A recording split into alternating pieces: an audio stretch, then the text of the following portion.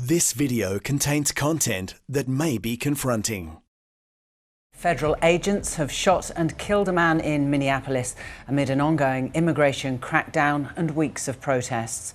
Video posted to social media shows a scuffle between the man and multiple agents before several gunshots are heard. The city's police chief has asked protesters to clear the area to allow an investigation into the incident. State leaders are calling on President Donald Trump to end the operation and withdraw the agents. I just saw a video of more than 6 masked agents pummeling one of our constituents and shooting him to death. How many more residents, how many more Americans need to die or get badly hurt for this operation to end? Let's cross to Washington now for the latest with Rachel Clayton, who's been watching this story for us. Rachel, as we understand it, this is the second such incident or encounter between federal agents and Minneapolis residents. What can you tell us about the events that led up to this fatal shooting?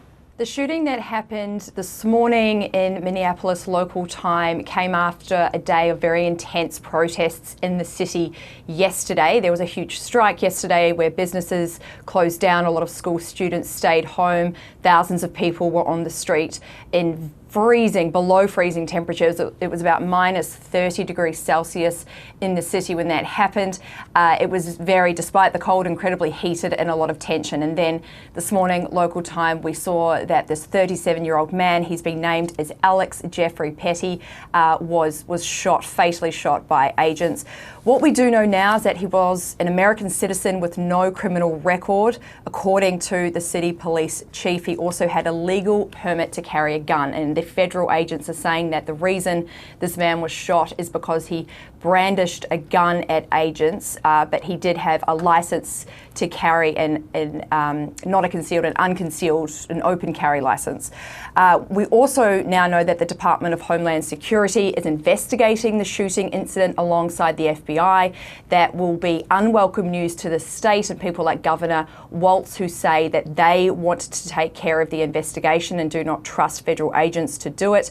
We're also seeing videos appear now of a small memorial that's being created at the site of the shooting. But this is really playing out much the same as after the shooting of 37-year-old Renee Good just 3 weeks ago. The federal government and federal agencies are saying one thing. They say this victim was a threat to agents.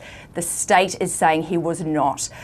We've got Federal Border Patrol Commander Greg Bovino saying that the man approached an agent with a 9mm firearm and an agent fired a defensive shot, just one shot. That's the line that he's going with. There is a lot of conflicting information coming out though. The New York Times has done its own analysis, and according to a step-by-step analysis that they've published on their website, they say there were 10 shots total from 3 agents, and that the victim was holding a phone and not a gun. So those are 2 completely different stories as to what happened here, and there does need to be an investigation as to what led to the killing of this man. Governor Tim Walz, he's been very emotional and has spoken this morning. He said that the video was sickening, and we can take a look at what he had to say. Minnesota's justice system will have the last word on this. It must have the last word. As I told the White House in no uncertain terms this morning, the federal government cannot be trusted to lead this investigation. The state will handle it, period. We've also heard from the Minneapolis Mayor. He was incredibly angry. He has continued to come out over the past few weeks and call for ICE agents to leave the state. He has asked people to do what they can to act. He says your grandchildren will ask, what did you do to protect your city and to protect your nation? So he's really calling on people to align with the values of America, but those calls do carry the risk of inflaming tensions even further. There are people who are still on the streets. Thousands of people are still out there after the shooting happened. People converged on the site where this man, Alex, was shot, and agents had to break up demonstrators with tear gas and smoke grenades.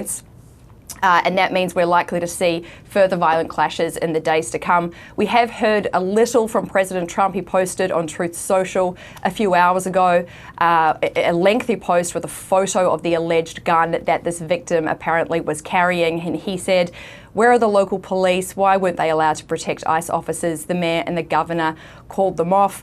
And he's really widening that division there between the state and federal agents. That division has been there for weeks now, but it is getting worse. And the story is really moving away from this being about immigration and is about the incredibly aggressive tactics that ICE agents are using, not just on alleged criminals, but on US citizens and people who may have done absolutely nothing wrong.